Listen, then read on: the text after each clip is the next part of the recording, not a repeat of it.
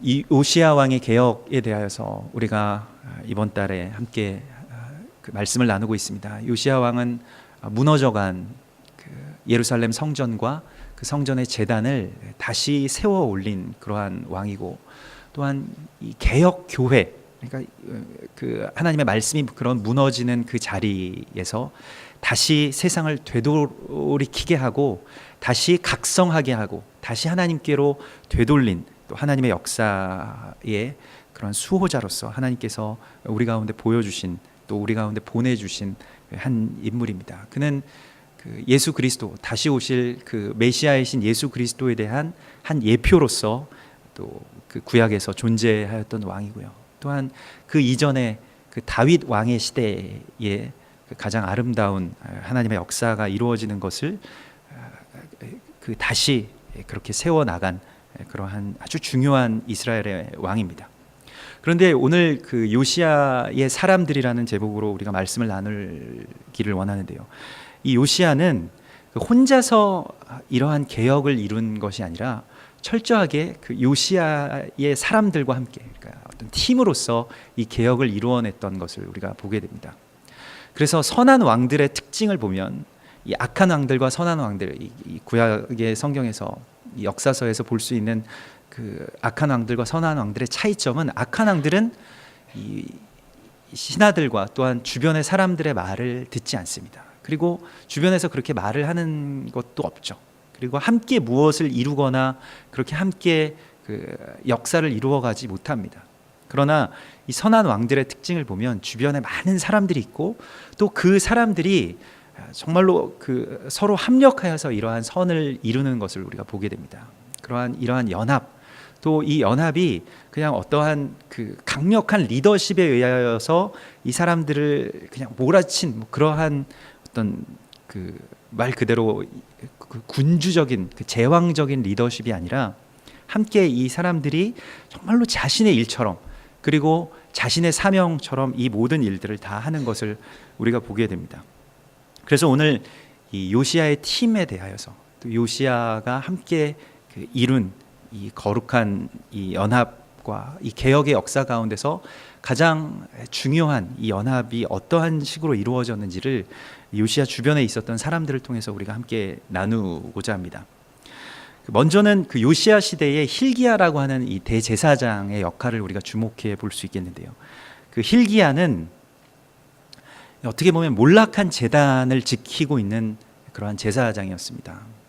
이 몰락한 제단을 지킨다라고 하는 것은 사람들이 더 이상 여호와 하나님의 제단을 귀히 여기지 않고, 그것을 찾지 않고, 그리고 국가적인 어떤 절기들이 지켜지지 않고, 또한 그러한 말씀들과 또 예배가 제대로 이렇게 드려지지 않는 그러한 시기 가운데서 이 제단을 지키고 있는 제사장이었던 것입니다. 정말로 빈 제단을 지켜야만 하는 그러한 제사장의 모습을 우리가 보게 됩니다. 그 몰락한 제단을 지키는 연약한 제사장의 이름이 바로 그 hil기야라고 하는 대제사장의 이름이었습니다. 예전에 뭐 그 잘 살았던 사람이 그 뭔가 그 어려움에 처하게 되면 그게 더 힘든 것이죠. 원래부터 예전부터 어려웠던 사람이 그냥 어렵게 사는 것보다, 예전에는 참 뭐 형편도 좋고 잘 살고 또 많은 것들도 할 수 있었던 사람이, 또한 그것이 그 상황이 안 좋아지면 과거에 또 어떠했던 그런 기억들만을 이렇게 되짚으면서 현재의 불행에 대해서 한숨을 쉬면서 살아가는 경우가 많이 있는데요. 그러나 hil기야는 그렇게 자신의 현재의 불행에 대하여서 낙담하거나, 또 예전의 과거의 어떤 영화를 바라보면서 그것만을 추구하며 살지는 않았습니다.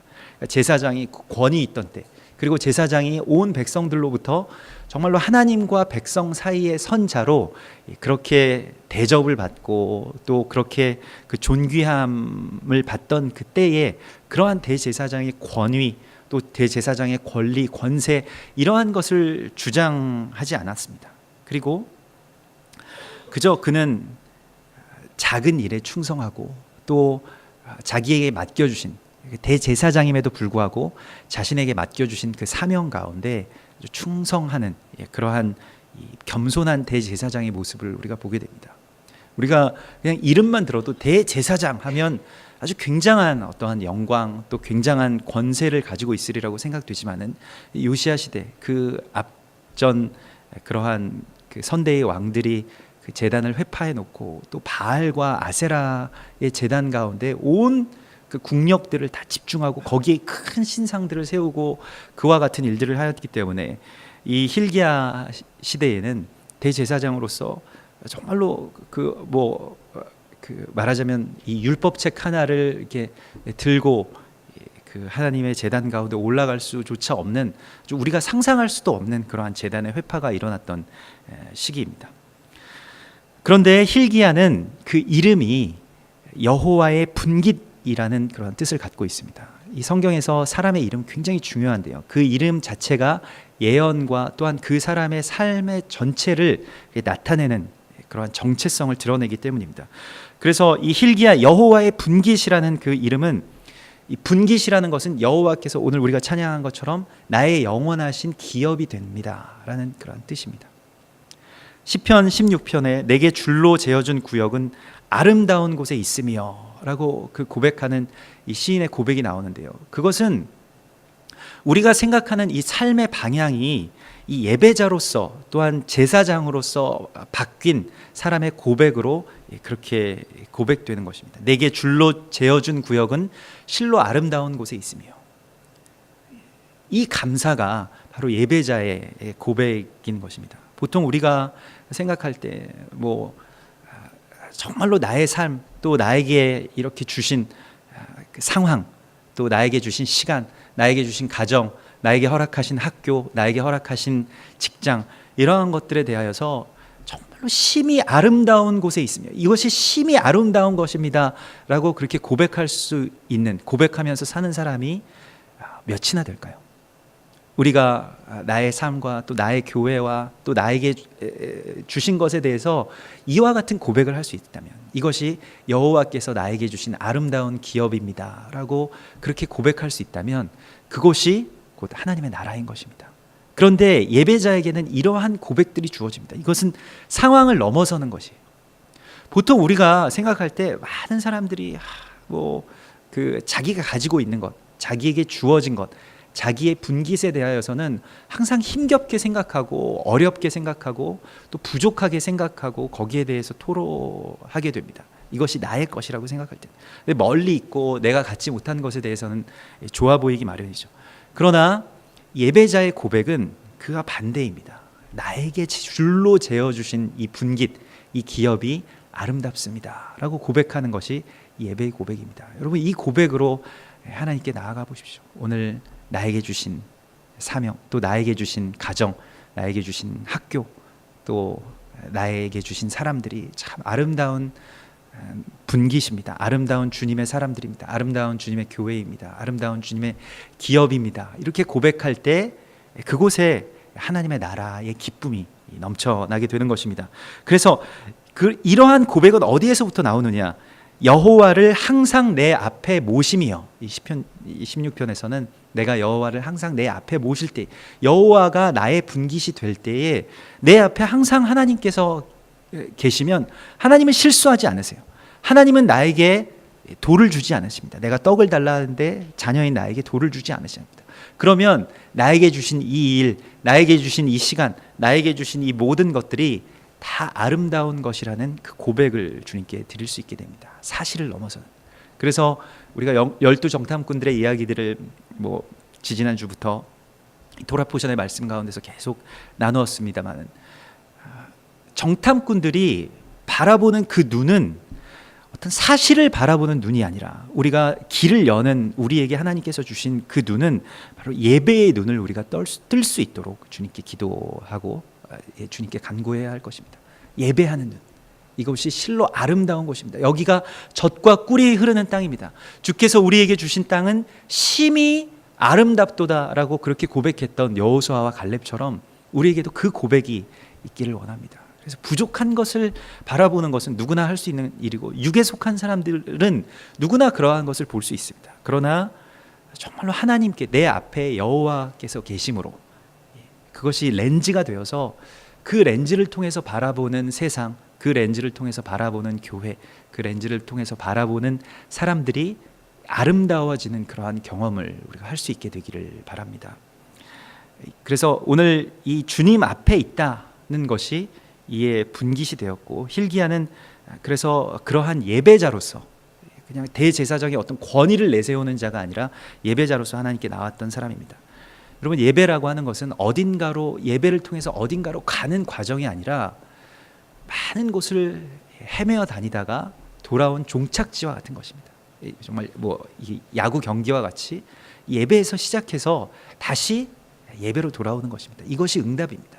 우리가 이 예배를 통해서 무엇인가를 바라는 것이 아니라 이 예배 자체가, 오늘 우리에게 주신 이 예배, 이 시간 자체가 하나님께서 우리 가운데 주신 기업이고 응답이고 분기심을 우리가 고백할 때 여기에서부터 또 다시 시작할 수 있게 되는 것입니다.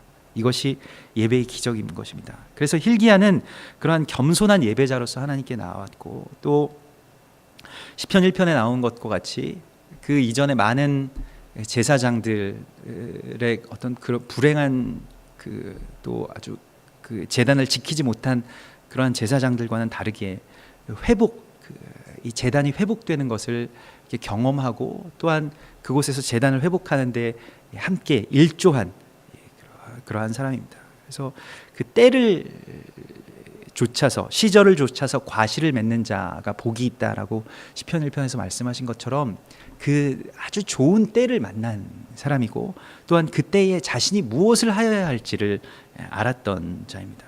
순종하는 제사장이고, 그리고 겸손한 제사장으로서 이 시기에 요시야 왕과 또한 그 한 팀을 이루어서 이 개혁을 이루어내는 것을 우리가 보게 됩니다.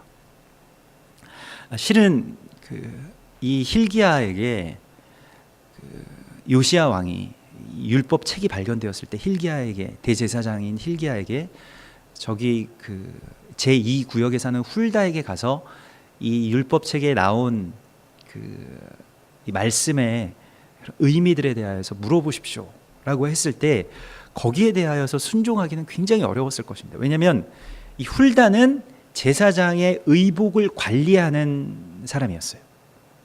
제사장의 의복을 다리고 또 의복을 만들고 그것을 그렇게 관리하는 그러한 여성이었습니다. 그런데 그에게 가서 이 가장 거룩한 율법책을 가지고 가서 이게 무슨 뜻인지, 또 이 말씀을 통해서 지금 우리 민족에게 또 이스라엘에게 하시는 하나님의 말씀이 무엇인지를 직접 당신이 물어보십시오 라고 했을 때에는 이 hilkiah가 순종하기는 참 어려운 그러한 일들이죠. 자신과 관련이 없었던 사람도 아니고 예전부터 자신의 의복을 관리하던 사람, 어떻게 보면 자신의 아랫사람이라고도 할 수 있겠습니다. 그에게 가서 그 말씀을 그렇게 물어보는, 그렇게 질문하는 그러한 그 명령에 그가 순복하고 정말 자기의 자존심을 다 내려놓은 그러한 그 순종의 사람임을 우리가 보게 됩니다.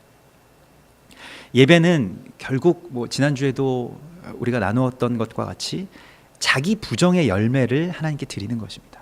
자기의 소멸, 자아의 파쇄, 고운 가루로 하나님께 드려지는 것. 자기 자신이 제사장이고 저 사람은 나의 의복을 맡은 사람이고, 그래서 나의 위치, 나의 이름, 나의 명예, 나의 자아가 깨어지지 못하면 이렇게 나아가서 이 말씀의 의미에 대하여서 깨닫지 못하고 또한 묻지 못했을 것입니다. 근데 제사장이 이것을 물을 수 있는 그러한 순종을 했다는 것은 정말 위대한 순종을 이 hilkiah가 했다는 것을 의미합니다.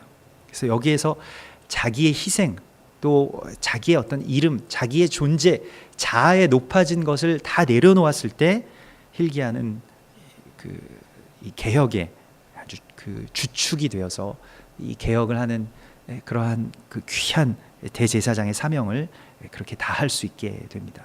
우리에게도 이와 같은 겸손한 순종, 정말로 나 자신을 내려놓는, 나의 자아가 완전히 하나님께 고운 가루로 드려지는 그러한 거룩한 순종이 우리 가운데 있기를 소망합니다.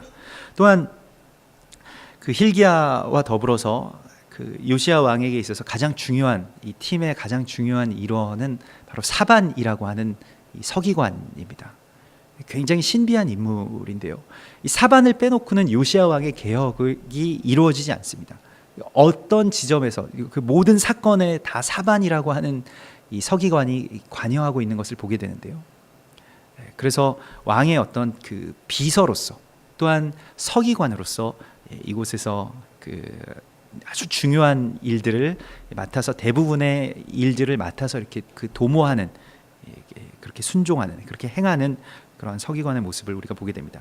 이 서기관이라고 하는 것은 그 첫 번째의 직무가 우리가 그 뭐 생각하는 것처럼 말씀을 기록하는 자였습니다. 왕의 입에서 나오는 그 명령과 규례를 기록해서 그것을 선포하는 자가 바로 서기관인데, 특별히 이 이스라엘 국가, 유다 국가의 서기관은 다윗 시대에서부터 그 출현하게 되는데, 서기관이라고 하는 직무를 맡은 자들은 소페르라고 하여서 율법의 수호자들을 의미하였습니다. 그래서 하나님의 말씀을 필사하고 그 말씀을 읽어주고, 그래서 우리가 지금 이 말씀을 다 읽을 수 있고 누구나 마음만 먹으면 우리가 아는 언어로 말씀을 볼 수 있고 말씀을 읽을 수 있고 말씀에 대해서 깨달을 수 있는 시대가 온 것이 그렇게 그 많은 역사를 가지고 있지 않습니다. 아주 최근의 일이에요. 어떻게 보면 종교 개혁이 있고 나서야 우리가 비로소 성도들이 우리가 말씀을 읽을 수가 있었습니다. 그 이전에는 라틴어로 기록된 그 말씀들, 지금 쓰지도 않는 그러한 그 라틴어로 기록된 말씀들을 아주 그 몇몇 사제들만이 그 말씀을 보고 그 말씀을 그저 라틴어로 읽었습니다. 우리나라에서도 뭐 70년대 정도까지만 해도 천주교에서는 라틴어로 이 사제들이 말씀을 읽고 그저 그렇게 그것이 그냥 설교가 되는 것이었죠. 라틴어 기도문을 읽고. 그래서 말씀을 읽고 깨닫고 그 말씀을 우리의 눈으로 볼 수 있는 그 시대에 살고 있다라고 하는 것은 하나님께서 지금 오늘 우리들에게 이 서기관의 사명을 주시고 이 마지막 때에 하나님께서 교회에게 주신 이 사명이 바로 사반에게 주셨던 것과 같은 이 말씀의 수호자로서의 사명을 우리 가운데 주셨다는 것을 우리가 알아야 합니다. 그래서 그는 이 서기관으로서 말씀을 기록하고 또 보존하고 가르치는 일을 하였는데, 실은 그 말씀, 그 율법을 보존하고 가르칠 수 있는 말씀이 없었어요. 그러니까 그 이전에 이 바알 제사장과 그 아세라 선지자들이 이 예루살렘 성전을 다 말하자면 점령하게 되면서 마치 분서갱이와 같은, 항상 그러한 그 우상들 또 악한 영들이 주도하는 시기에는 하나님의 말씀들이 다 사라집니다. 그러니까 그 말씀들을 다 태우고 말씀들을 내다 버리고 말씀들을 다 소멸하는 일들이 일어나는데, 언제나 그러한 일들이 일어나요. 하나님의 말씀들을 이렇게 소멸시키려고 하는 것이 사단의 영이기 때문에 여기에 대하여서 이 말씀들을 다시 찾아내고 또 말씀들을 감추는 사명을 가진 자가 바로 서기관이었습니다. 그래서 이 사반이라고 하는 이름 자체가 감추다라는 뜻을 가지고 있습니다. 그리고 사반이라는 이름이 그 어원은 이제 감추다에서 나왔지만 사반이라는 이름이 이 우리말 성경에서는 두더지, 너구리로 이렇게 번역이 됩니다. 그래서 이 사반이라고 하는 짐승이 있어요. 이 사막, 이 광야에서 바위 틈에 집을 짓고 사는, 바위 틈에 사는 그러한 동물의 왕국에서 보면 약간 비버 비슷한 그런 그 설치류의 짐승입니다. 근데 그 사반이라는 이름을 이 성경에서 유일하게 만나는 사람이 바로 오늘 우리가 만나는 이 서기관 사반입니다. 그 외에는 사반이라는 이름을 가진 자가 없어요.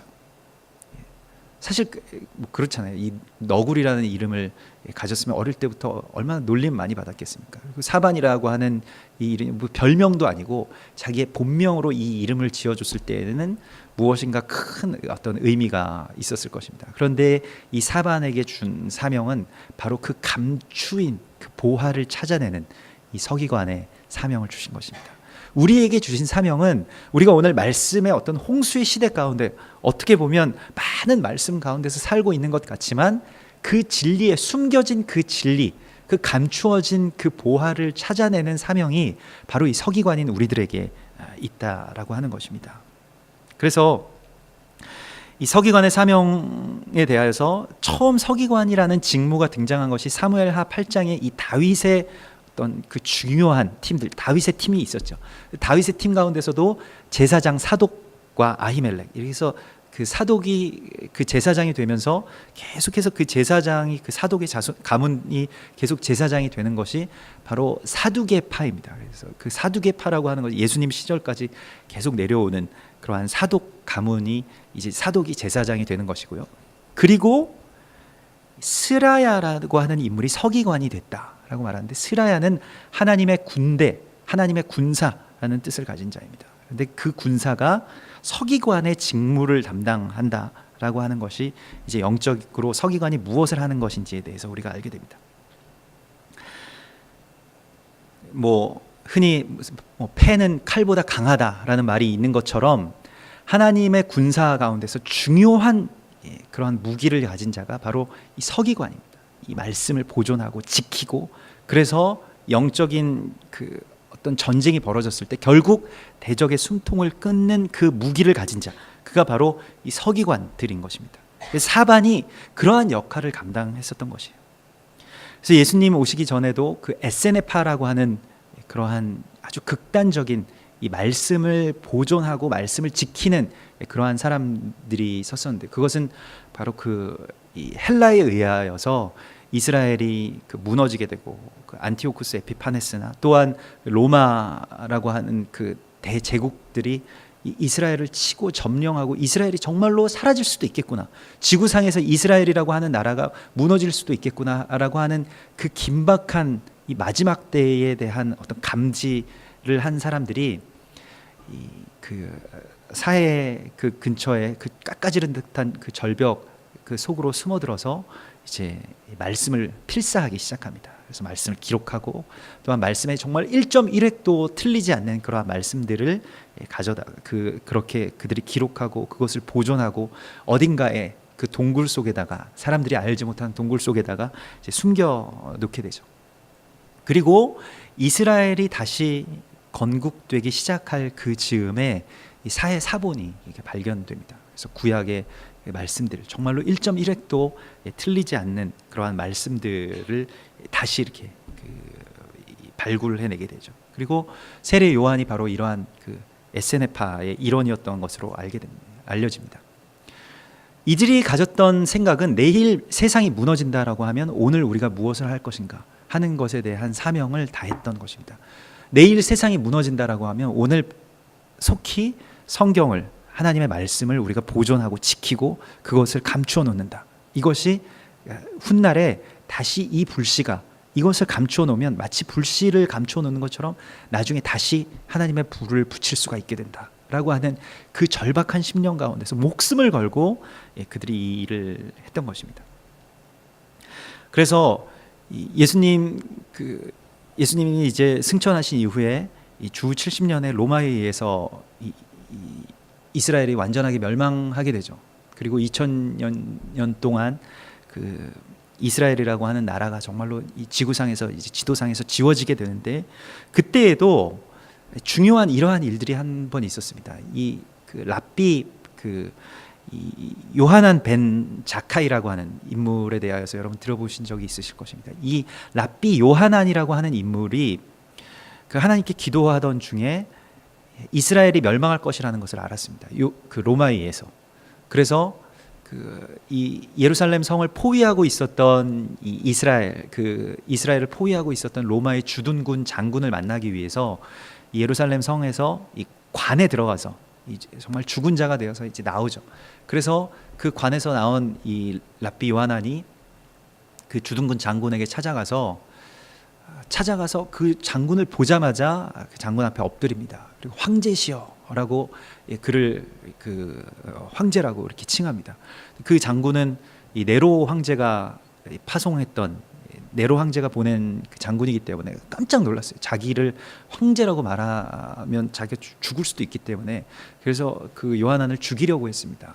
그런데 막 그러한 찰나에 그 로마에서부터 사신이 와서 당신이 이제 로마의 황제가 되었다고 그러한 전령이 왔습니다. 그래서 그 로마의 원로원에서 당신을 황제로 임명하였음을 이렇게 선포한다고 하면서 그를 다 황제로 이렇게 칭하게 되는데, 그때 바로 옆에 그 랍비 요하난을 보고 다시 보게 됩니다. 어떻게 알았냐고. 나는 하나님께 기도하고 또 하나님의 사람인데 당신이 그렇게 황제가 될 것을 알았다. 그가 바로 베스피안 황제인데요. 그래서 그러면 당신이 나에게 원하는 것을, 소원을 말해달라고 이야기했을 때 그 요하난에게 주신 하나님의 지혜는 그 야브네라고 하는 아주 이 예루살렘에서 좀 멀리 떨어진 지중해 연안에 어떤 작은 고을 하나만을 남겨달라고. 이스라엘이 다 멸망해도 좋은데 야브네라고 하는 곳만 남겨달라고 그렇게 말합니다. 그래서 이 베스피안이 더 놀라면서 뭐 그러한 우리에게 전략적으로 중요하지도 않은 그러한 땅을, 그러한 작은 고을을 남겨달라고 하는가, 이 소원치고는 너무 작은 소원이다 라고 하면서 결국 로마가 이스라엘 점령할 때에 야브네라고 하는 고을을 남겨두게 됩니다. 근데 그 고을이, 야브네에 무엇이 있었냐면 바로 이 율법을 필사하고 랍비들을 그렇게 교육하는 학교가 있었습니다.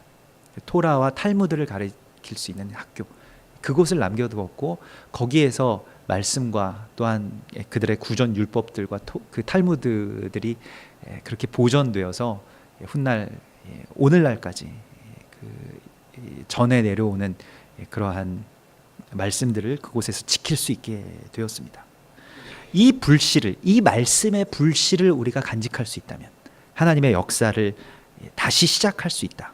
이 믿음을 우리가 가져야 됩니다. 이 마지막 때에 우리는 지금 뭐 아주 그 풍요로운 시기 가운데 살고 있기 때문에 뭐 정말로 물이 부족해 보지 않으면 물의 귀한 것을 모르는 것처럼, 뭐 공기가 희박한 곳에 가서 살지 않으면 공기의 희박함을 모르는 것처럼 가장 소중하고 가장 필수적인 이 생존의 가장 중요한 이 말씀에 대하여서 우리가 그냥 너무 흔하게 지금 생각을 하고 있는 것이죠. 그러나 하나님의 때, 또 마지막 때가 되면 이 말씀을 지켜야 되는 사명, 또 특별히 이 말씀 가운데서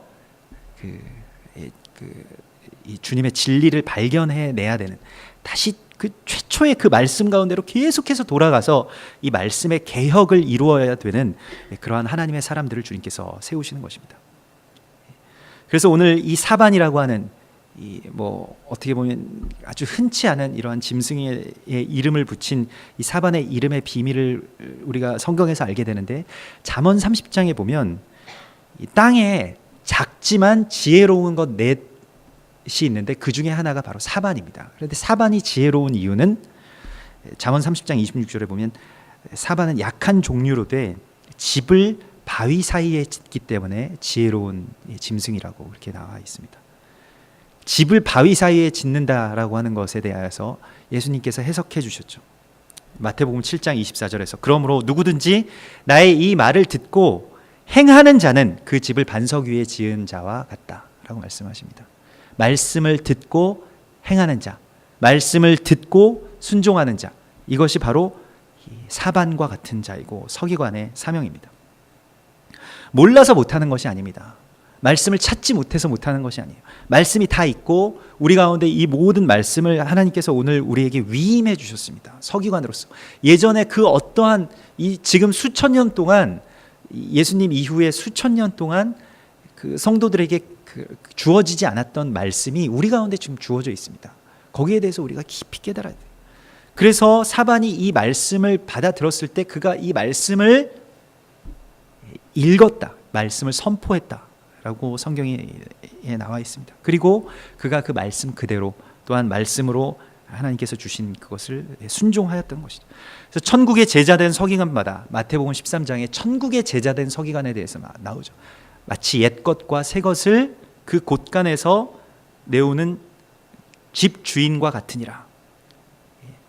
집 주인이 자기의 곳간에서 자기의 것을 꺼내는 것과 같이 말씀을 정말로 자기의 곳간에 숨겨놓은 자기의 것으로 정말로 소중하게 여기고, 그것을 옛 것과 새 것, 이것은 비유적으로 구약과 신약, 이 토라의 말씀과 또한 새로운 언약인 그 예수 그리스도께서 우리 가운데 주신 이 약속들을 말씀하는 것입니다. 이것을 하나만 꺼내오는 것이 아니라 뭐 신약에서 다 이루어졌다, 구약은 필요가 없다, 또는 구약의 말씀으로 다시 우리가 거기에만 집중해야 된다는 것이 아니라 두 개를 다 가지고 나오는 집주인과 같이 옛 것과 새 것을 가지고 나오는 그 지혜를 우리가 받아야 할 것입니다. 그리고 사반은 왕이 가장 신임하는 사람이었습니다. 무슨 중요한 일이 있을 때마다 사반을 보내는데요, 가장 믿고 보낼 수 있는 사람, 그런데 하지만 드러나지 않는 그러한 사람이었습니다. 사반의 어원이 감추어진 자라는 뜻을 가지고 있는 것과 같이 자기의 이름을 내기 위해서 일하는 것이 아니라 철저히 왕을 보좌하는 자리에서 자기 자신의 어떤 그 드러냄을 위해서 하지 않고, 자기의 이름을 위해서 하지 않고 순종하는 것으로 그렇게 그 사명을 다합니다. 이것이 마치 서기관의 사명이 우리가 주어진 사명과 같은 것인데요, 교회도 마찬가지고 사역도 마찬가지고 직장도 뭐 사업도 가정에서도 우리가 어떠한 그 리더십이라고 하는 것에 대한 잘못된 생각은 무엇을 내가 주도적으로 뭐 이끌고 뭘 결정하고 뭐 뭔가를 그 자기 주도적으로 무엇을 해나가는 것이 리더십인 것처럼 그렇게 생각되지만은, 그러나 우리가 이 사반의 이 모습을 볼 때 우리가 우리의 사명이 서기관의 사명을 가지고 있다는 것을 우리가 깨달을 때 이 모든 일들이 다 풀려나갑니다. 왕은 오직 주님이시고 주님께만 우리가 모든 것을 맡기고, 내가 이 가정의 가장이지만 우리 집의 가장은 하나님이십니다라는 것을 이렇게 선포하고, 내가 어디에서든지 나의 주인은, 또 나의 이끄시는 분은, 나의 리더는, 오늘 이곳에 주관자는 하나님이십니다, 나는 주님의 서기관, 나는 주님의 비서입니다 라고 그렇게 고백하는 것이, 거기에 승리가 있고 거기에 하나님의 역사가 이루어지는 것을 우리가 보게 됩니다. 그런데 어떤 분들은 이 말씀에 대해서 또 다시 곡해해서 나는 사람의 말을 듣지 않는다, 나는 하나님의 말씀만 듣는다, 하나님의 말씀만 순종한다, 이렇게 생각하고 아무 말도 듣지 않는, 결과적으로는 누구의 말에도 순종하지 않는 경우를 보게 되는데, 교회에서도 뭔가를 이렇게 사명이나 사역들을 맡겨드리면 꼭 그런 분들이 있죠. 기도해보고 결정하겠습니다 라는 분들이 있으시죠. 근데 꼭 기도해보면 결정을 못 하시더라고요. 그래서 저도 기도해보고 결정한 일입니다, 그렇게 말씀을 드리고 싶은데, 저도 기도해서 이렇게 말씀을 드리는데 또 기도를 뭘 하시냐고, 그냥 순종하시면 되지, 그렇게 예전에 그런 말씀들을 드린 적이 있었는데요, 에베소서 6장에 보면 그냥 이렇게 우리가 세상의 그 종들에게 주시는 말씀인데, 상전들을 대할 때 두려워하고 떨며 성실한 마음으로 상전에게 순종하기를 그리스도께 하듯 하라, 이렇게 말씀하십니다. 종들에게 하신 말씀이에요. 그런데 그냥 상전이 하나님의 뜻에 따라서 그 일들을 하는 것이 아니지만은, 종으로서의 사명은 자신에게 맡겨주신, 자신에게 주신 상전에게 그렇게 순종하라고 말씀하십니다. 그걸 하나님께서 받으신다라고 말씀하세요. 우리가 직장에서 그 직장 상사나 사장님이나 회장님을 바라보면서 하나님에게 대하듯이 한다고 한다면 사람들이 다 우습게 생각하겠죠.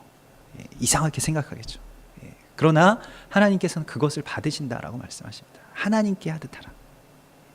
아내에게도 또 남편에게도 서로의 배우자에게 대할 때에 주님께 하듯 하라. 또 주께서 교회에게 하듯 하라. 그래서 모든 관계의 출발점, 모든 순종의 출발점이 어디에 되느냐? 내가 사람에게 순종하지만 이게 사람에게 순종하는 것이 아니라 그 사이에 서 계신 하나님을 바라보는 것, 이것이 바로 순종의 기본입니다. 순종의 출발입니다.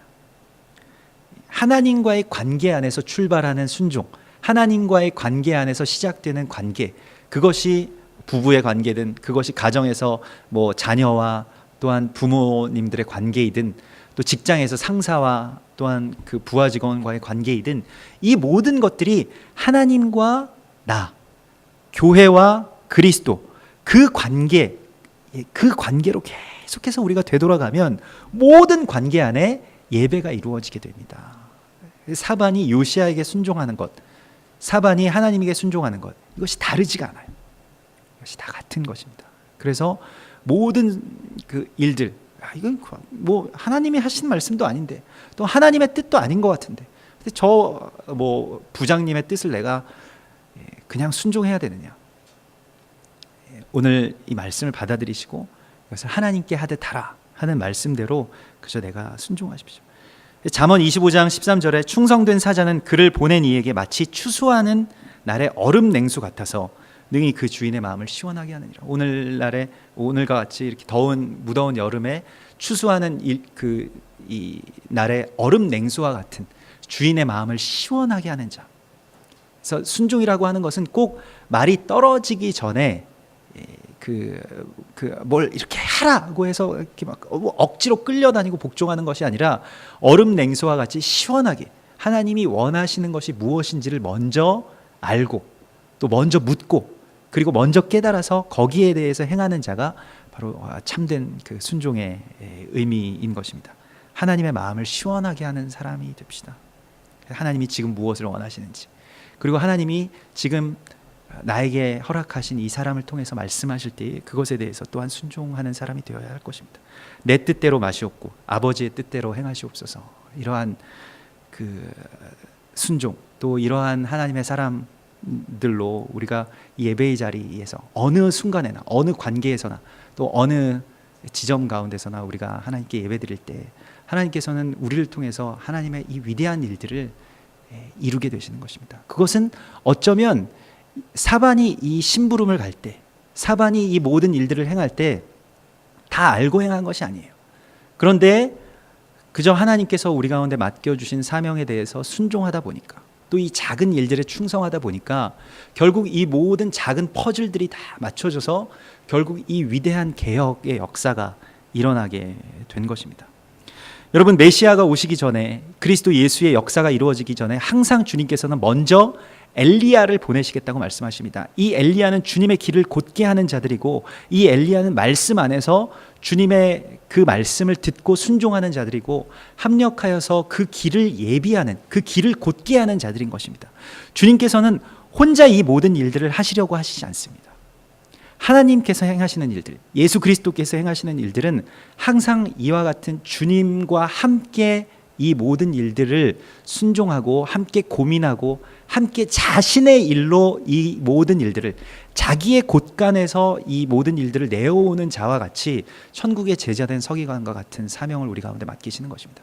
그냥 방관자가 아니라, 아니면 그냥 복종하는 자가 아니라 자기의 일로 이것을 다시 하나님께 올려드리는, 이 순종의 열매를 올려드리는 거룩한 마지막 때에 주님의 돕는 배필이 되기를 소망합니다. 우리 같이 기도하겠습니다. 하나님, 감사합니다. 우리들 참으로 왕이신 주님을 모시고 주님의 말씀 가운데, 주님의 음성 가운데 순종하는 자들 되게 하셔서 hil기야와 같이, 사반과 같이 주의 뜻에 온전하게 따르고 그 감추어진 비밀들을 또한 우리가 순종함으로 그것을 깨닫고 또한 그것을 행하는 반석 위에 집을 짓는 주님의 거룩한 동역자들 되게 하여 주시옵소서. 주의 이 땅 가운데서 우리가 주의 일에 대하여서 그저 체념하고 방관하고 그저 내려놓기만 하였던 것을 불쌍히 여기시고 다시 주님의 일을 나의 일과 같이, 주님의 사명을 나의 사명과 같이 그렇게 주님의 마음을 시원하게 하고 먼저 순종함으로 주님의 기쁨이 되는 그러한 거룩한 주님의 자녀들, 주님의 돕는 배필들 되게 하여 주시옵소서. 주여, 우리가 무엇을 하여야 할지 또 어떻게 나아가야 할지를 알게 하여 주시고 이 마지막 때에 참으로 서기관의 사명 또 겸손한 제사장의 사명으로 하나님께 나아갈 수 있도록 인도하여 주시옵소서. 거룩하신 예수 그리스도의 이름으로 기도드리옵나이다. 아멘.